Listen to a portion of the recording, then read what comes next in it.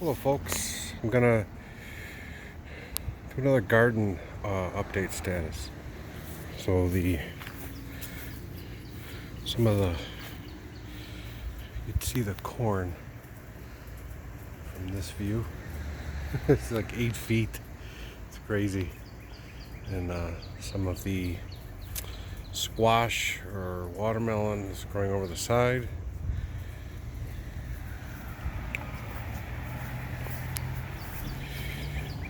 I've harvested all of the lavender and made a hydrosol on top of the stove. It's pretty neat. Smells awesome. I have a alcohol distiller. It's the little countertop one to produce the hydrosol. So we'll see how that goes. I think I'm going to uh, do a mixture with these coneflower plants, which are the red ones and the purple ones, which are kind of awesome. And they'll do the calendula as well, and the rosemary at some point. So the same as over here. These are pretty cool, pretty big.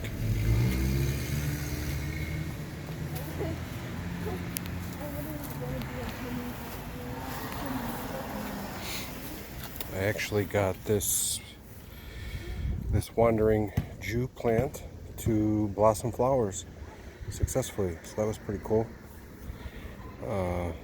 My grandfather had that, gave it to my mom. She gave it to me. She said she could never get flowers to blossom. They only show up in the morning, but if you look, there's one there hiding. So it's pretty cool. So the peppers are doing well. I'm getting a ton of peppers. So there's a ton of giant jalapenos there. Here's the puya. The key to these is so the peppers grow, and the more stretch marks they have, the hotter it is. So you gringos out there, if you just like the pepper taste and don't want them real hot, pick them a little earlier. If you want them to get really hot, they'll start to have stretch marks on them in the body of the jalapeno, or basically any hot pepper. I got tomatoes growing, and I got them well tied off to the bamboo. I basically so this isn't going to do anything. This is kind of just eating up. I mean, it needs sun to come through the leaves, but you leave some up top for this single stem approach. So just pop that off, and I'll throw it in my little compost bin. I'll come around and collect that. But if it had a flower on it, like so, this one here has a flower that could typically come off, but I'll leave it because oops.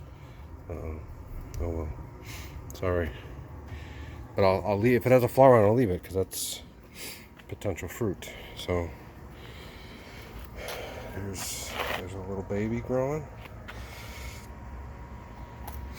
and there's another little baby. I didn't name them yet. Another little baby. My backup onions are getting bigger. My regular onions over there are pretty much ready to harvest. And these tomatoes should start really popping soon.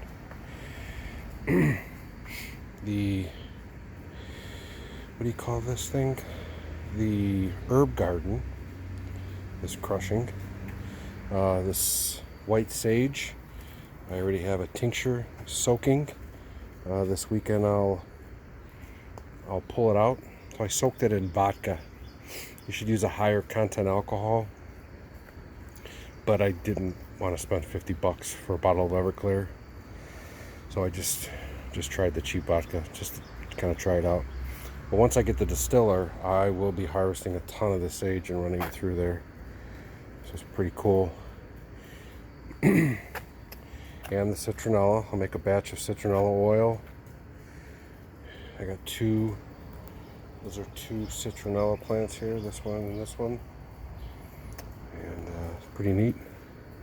I have 3 holy basils, so they're culinary, but they're also a great medicinal plant. So that one there is holy basil. That's holy basil. That's holy basil. And then I have an oregano and my thyme in the background there.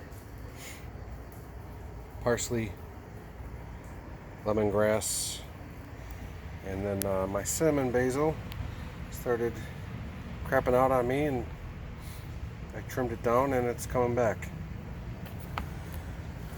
The trumpet flower is going crazy.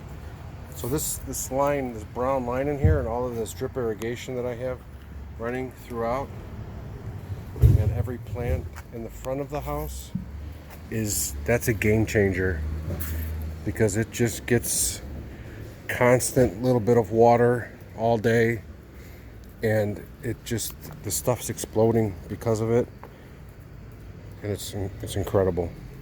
That's a game. I think my soil's pretty good. Oh, my St. John's wort. If you look at the first video, that thing was an inch tall, maybe 2. And look at that. It's going to be a nice perennial. And here's kind of perfecting this compost area. It's pretty neat. So these are all full of compost. And I manually dumped all of these out. These are all full. Most of these are full, and I'll manually come back and I'll dump them out, mix them up, maybe once a week. On the weekend, doesn't take too long. But I drilled a bunch of holes. You need these to be, and it seems to do the job too. You'd think the holes wouldn't do anything, but this is allowed to breathe. And come the early spring, that should be rock and roll soil compost, great compost. So the garlic is coming along. Now I have 1 pound of large neck garlics coming, full bulbs, and they will get planted in the fall. And they will get planted right here where these onions and carrots are. So in the fall, they'll start to grow, and then they'll just sit there over the winter and they'll get covered. So, but in the spring, they will come out of hibernation, and or whatever you call the word that plants do, because they're not bears.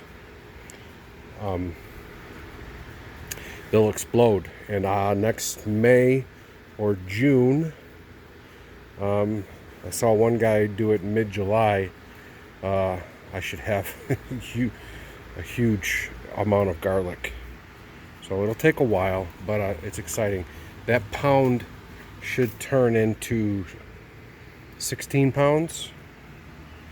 So that'll be good. So all my canning that I'll do this year will be just store-bought garlic. That's okay. The peas are growing on this thing, but these were kind of test plants. Yeah, they are growing, but it's kind of minimal. This is going to be much different next year. I know how to do this now, I think.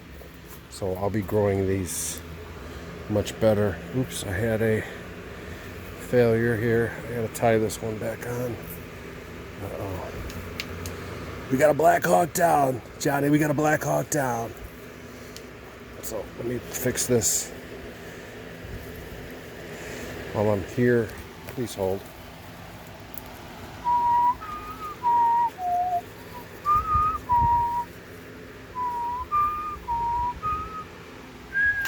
Okay, return to regular programming. There's a couple more pepper plants. I got a ton of peppers growing on this puppy. I have some pests in here I gotta figure out how to handle. I don't even know what that plant, I don't even know what that is, to be honest with you. I think it's Brussels sprouts. But I also think this is Brussels sprouts. But one of these plants is purple, so I'm hoping it's the cabbage that I wanted. So cabbage or cauliflower, and then broccoli in the back. And I successfully harvested the salad so that it would grow back. Some of it. Having some failure on the salad. As you can see right here, I cut the salad where I thought I was supposed to, and it just ended. You should be able to cut that properly and keep cutting lettuce all season. So I got to figure that out. So I think this is leek. It could be, if it's garlic, I would be blown away, but those are leek. But I want to at least grow one successful big leek plant. It's like an onion tasting thing.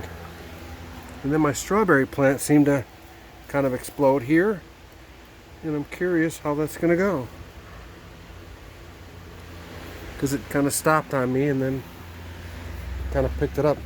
So these onions, some of these are ready, some of these need a little more time, but there's quite a few of these that are ready. We pulled a bunch for our little we grilled up some steak, and the Mexican cuisine, they take the small onions and they just wrap them up in tin foil and eat them. They're sweet onions, so we already had a bunch. These carrots are tiny and long. I picked a few, and here's a kind of a big one, but I don't know when to pick them, so I keep kind of just taking a look at them. Harvested my spinach. I killed one, but I think I figured it out. You kind of cut near the top, and you just gotta wait for them to grow. So I think if I had 3 or 4 spinach plants, kind of harvested one at a time. We want a lot of spinach. We all like spinach. I harvested the feverfew here. These weren't ready when I harvested it, and I also have the other half of the vodka in there. The Pennyroyal is flowered here. So next year this will all be a big purple flower batch. You see the lavender is harvested, cut them all down, and I basically have chamomile tea every night before I go to bed. It's so relaxing. It's like a personal spa. That thing came to life. Check out the first video. It was just a little stud, and I brought it back. This is a cool flower. It's like Japanese art or something. That's pretty neat. I'm getting some disease back here because this one is not doing so well. I don't know, it just seems, I don't know. I'm losing interest in the exotic trees. The rest of these are doing okay, but until I get a plot of land, I think I'm not going to try and outright kill them, but harvested a bunch of these fingerling potatoes. I won't be growing those again. I'm going to grow big potatoes if I grow potatoes. I'm going to have a ton of space next year because I'm not growing it the way I did this year. I know I have a good plan on how I want to do this, because you'll see when I get back to the corn area, it is it's out of control. It's going to take a serious effort to watch the fruit and monitor the fruit. So here's the corn. So this camera is at my head height. So the camera's 6 feet off the ground and parallel level. So this piece of corn right here is 7 feet. And you can see that corn over there is 10 or 11 feet in the air. That's insane. But I got, the beans and the peas are all vining and growing up, all of this stuff. There's vines everywhere. It is just everywhere. I helped the plants have relations the other day, and let me show you the result of that. I created life with my own hands. You literally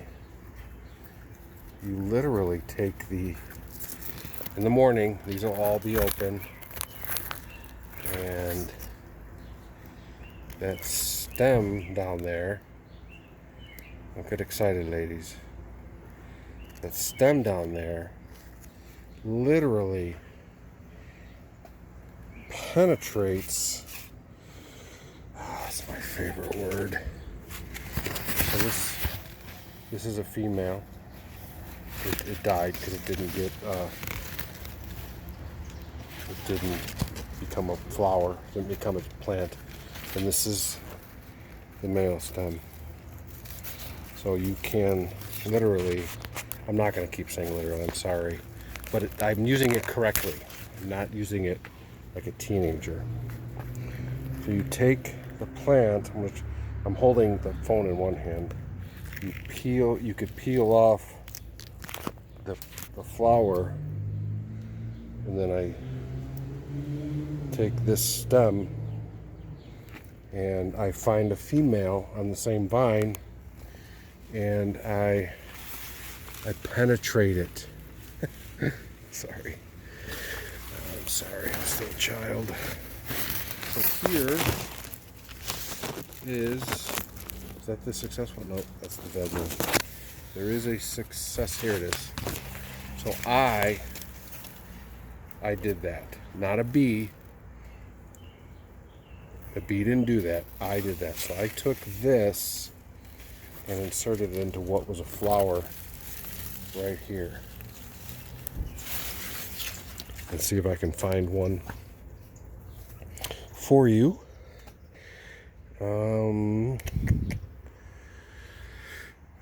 Here's one. Oh, there's another. Look at that.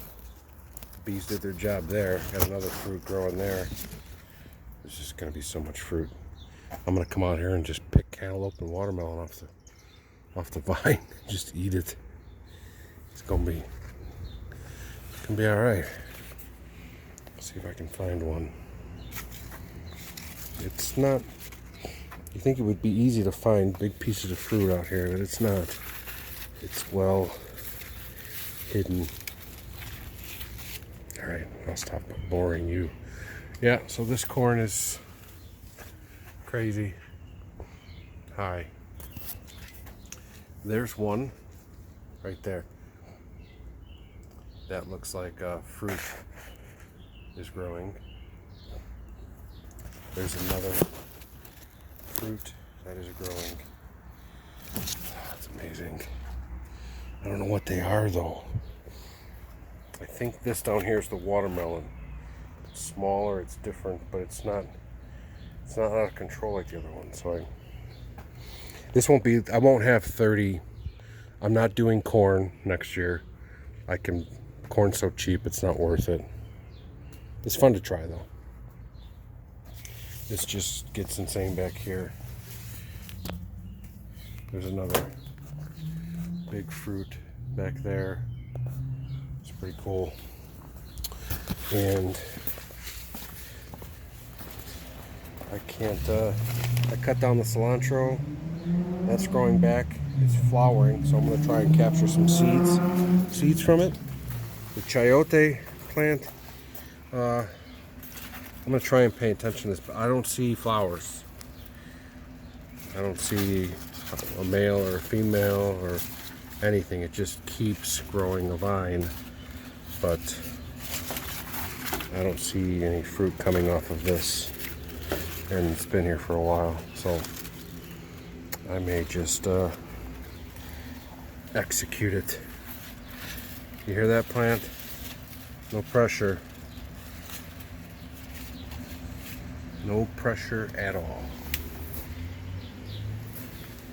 And these pinto beans too. I don't think. Here's a female. Here's one that I impregnated, or I try to. But you take the stem there and you penetrate. Come on, focus.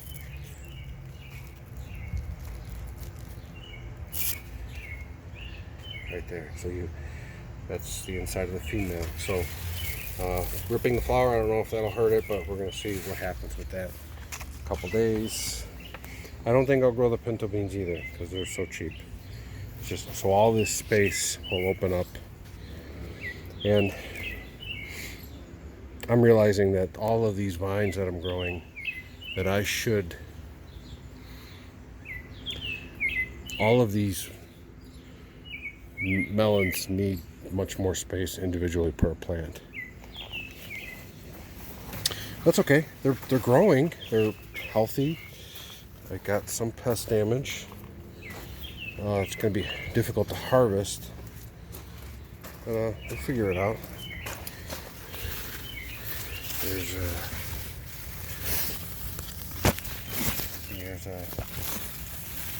beans are growing. Can you see the bean growing there? So there's a lot of beans under here. They're all over the place. All over the place. All over, like tons.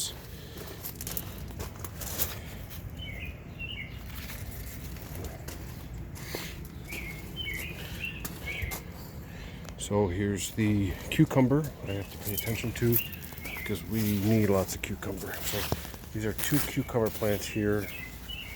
I made this little contraption so I could walk back here. It seemed to work.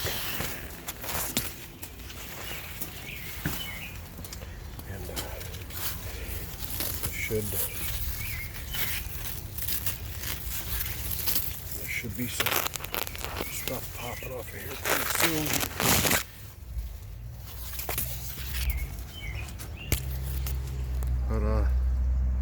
But I can't get all the way through. I could walk to that ladder, and I have to walk around to get through it. That's how I water these. All right, there's a look at the state of the garden. Oh, I got the automatic water thing working. So I kind of adjusted the whole setup. Tea back there. And so 4 times a day the water comes on and it mists in here. The only thing I have to manually water is this little run in the corner here and inside the greenhouse. So I'll get that to be automatic at some point too, but it's not a big deal. That's it. I don't know if you guys seen the new shed. Put that together. Huge improvement. Lots more space. I can come out here and grill. Sorry if I scared you. All right. Have a good night.